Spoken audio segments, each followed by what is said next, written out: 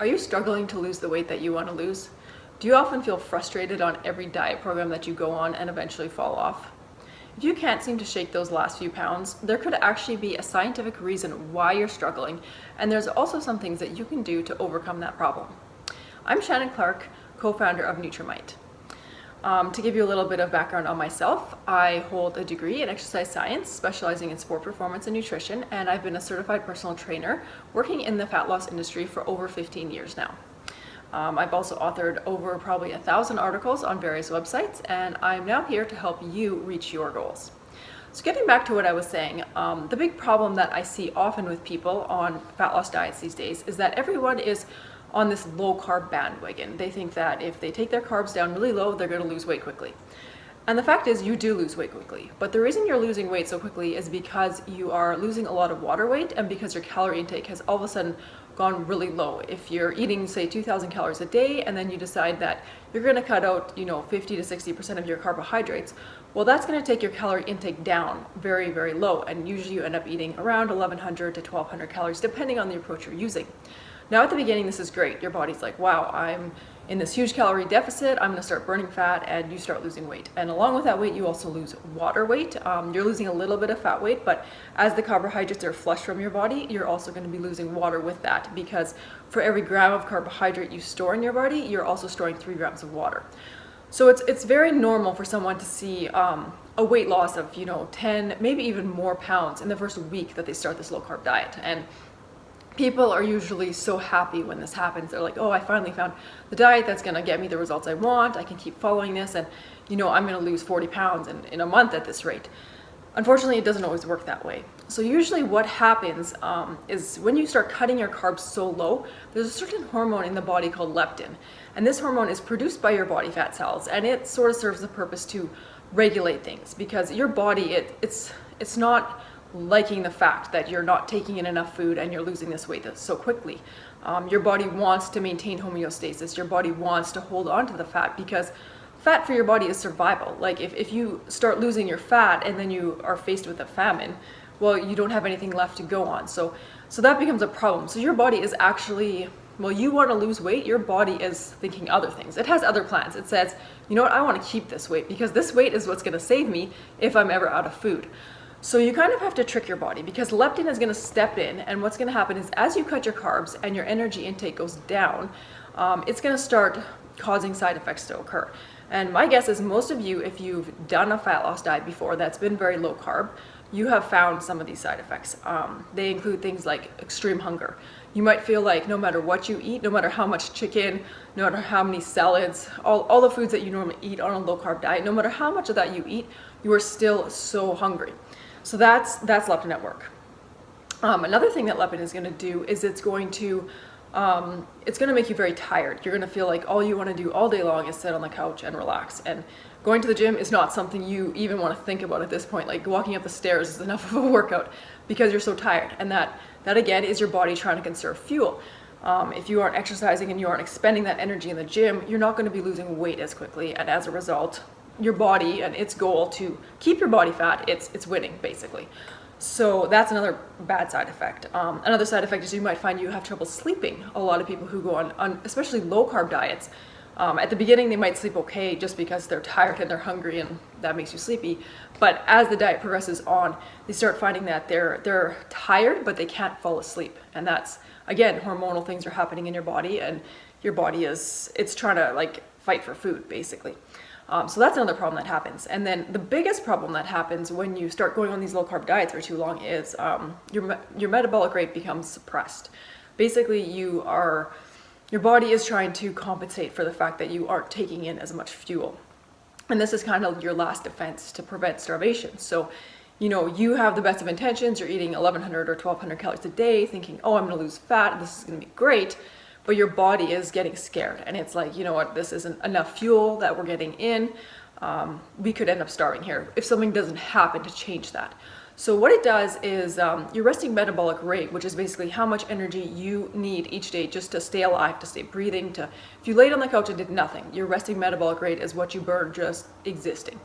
So your body is going to say, you know what, let's take this rate down a little bit. And by taking it down, you burn fewer calories a day. So basically, If your calorie burn was up here and your calorie intake was down here, this large deficit is what was creating your fat loss. But as you continue on with the fat loss diet and you keep your calorie intake down here, your metabolic rate starts coming down closer to match. So pretty soon you're like right about here. So now you aren't creating that calorie deficit anymore. And because you aren't creating the calorie deficit anymore, you're not going to be losing fat.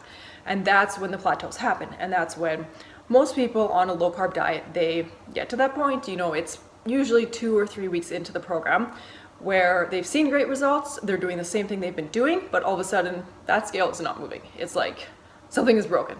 And then they freak out and they're like, what am I doing wrong? I'm following the diet, I'm not cheating, I'm doing everything like I should, but I'm not seeing the results.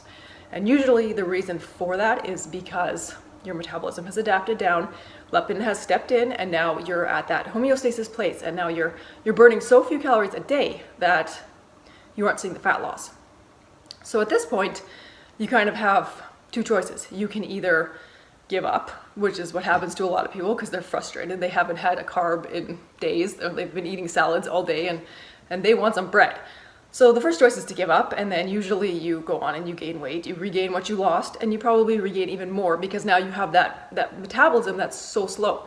So, where you were up here before burning calories fast and able to eat quite a bit of food to maintain your weight, now you're burning calories down here. So, you can't eat as much as you used to eat because you've done that damage. And that's usually what happens to a lot of dieters. So they rebound. They gain all the weight they lost really quickly, and then they even gain more. So they end up worse off than they were before they started their diet. So that's choice one. Not too pretty. Choice two is to decrease your calorie intake further. So basically you were up here, you were taking in here. Now you've come down here. So you can take in here. Okay, and that will get you another deficit. Maybe you're eating 1,000 calories or even 900 calories. There's people who do this, and you know what? You'll lose a bit more weight. You've created the calorie deficit, and you have that, so you'll lose another pound or two. But again, sooner or later, your metabolism will come down, and before you know it, you have no place to go. You can't cut any more calories. Like your body, it needs so much energy to exist, to even stay alive, and most humans, by the time you're at 800 calories a day, you can't lower it anymore without going crazy. It's not going to be possible. So at that point you give up, and then you've done so much damage, and your metabolism is wrecked. It's going to be hard to lose weight in the future, and you just feel miserable. And worse is you've probably lost a lot of muscle while you're doing this, because when you're taking in so few calories and so few nutrients, you aren't giving your body the things it needs to preserve your lean muscle mass. And lean muscle mass it's very metabolically active. Like it burns a lot of calories just sitting there. So your body's like, hey, you know what? If we're gonna, lose some weight, let's lose what's making this process a lot harder for us. So it's gonna lose the muscle, because if it loses the muscle and keeps the fat, it still has that tissue that's gonna sustain it, and it's getting rid of the tissue that's burning up energy, which is what it doesn't want to do. So you're pretty much working against yourself there. So that, in a nutshell, is what leptin does. It's a very brief overview, and of course there's more details that we'll get to in a second, but it's important to know this hormone, because if you go on a low carb diet thinking, you're going to see great results and you're going to stay on it for, months on end, it's not going to happen, because leptin steps in and things don't go that way. But the good news is there is things you can do about it. And if you're in that situation right now where your metabolism has dropped down and you're at that level and you're just like, wow, I can't decrease my calories anymore, I'm not seeing any fat loss, the good news is there's a way out of it. You just have to know how to strategically structure your diet so that you can increase your metabolism again and get things jump started. And once you get things jump started and go back onto more of a smart diet plan, you are going to see amazing results.